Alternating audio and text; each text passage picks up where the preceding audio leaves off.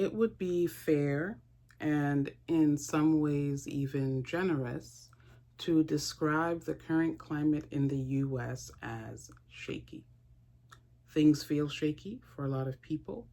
Nerves are frayed or completely gone. And so the impulse to grab your bags and go is real. But for a lot of people, leaving immediately just isn't feasible. And acknowledging that should be okay. So personally, my move abroad timeline is measured in years and not months. This is not because of a lack of desire to move. I have for some time now thought about how the pace of life and the work-life balance or lack thereof in the States is draining, and how I really look back at my time in some other places and how some other societies and communities have more of a balance. They have more time for family and community because they work to live and don't live to work. This is not denial. I've up and moved before, so I could do it again. It is instead intentional sequencing. There are many reasons why your timeline might be longer. Maybe you are caring for aging parents.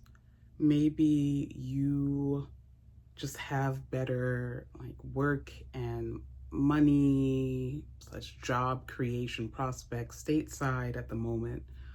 Or maybe you have children and you need stability for them, or with their schooling, or you have custody or other legal constraints that keep you stateside for the moment.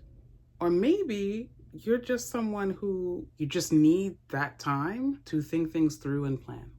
There's a line from the song Wait For It from the Hamilton musical where he says, I'm not falling behind or running late.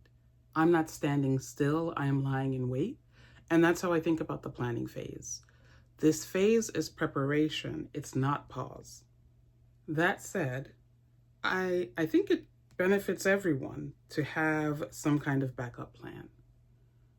I think backup plans look different for different people, and yours is going to differ from mine. But for example, I have Mexican residency, and I think of it as not only is Mexico on my move abroad shortlist for a bunch of reasons.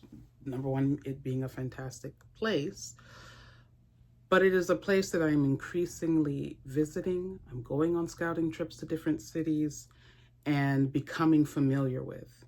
So I am building up an idea of where could I comfortably be within Mexico should the need arise more quickly than I am ideally anticipating.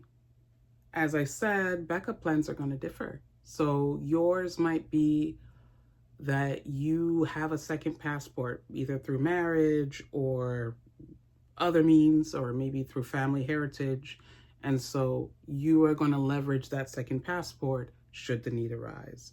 Maybe it's you are going to do your darndest to stockpile cash so that you can bop around Asia with your savings, or Europe. I think the most important thing is having a backup plan, because a backup plan is not pessimism, it's preparation.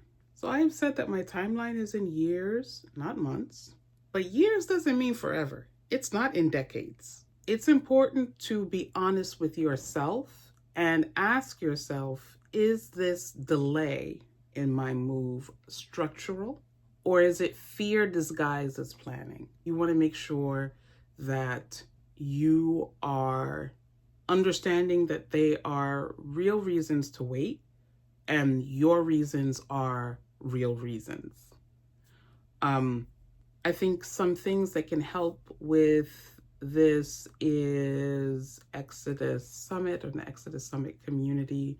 They have a lot of resources on their channel and in the community itself around things like how to make money for your move abroad, or what are the things that you can do once you make your move to be able to have an income. Adelia Aborishade, who's Picky Girl Travels. She has a video about what can you do right now, even if you can't move out of the US yet, which I think is also very helpful. And I will link to those resources in the description. So there you have it. Moving slower than others can still be a strategic decision when it comes to moving abroad. Planning for your move and taking a longer timeline for that move is still action. But what is shaping your move abroad timeline? What are the constraints that you're dealing with or balancing? I'd love to hear about it in the comments. Thank you for watching, and I'll see you next time.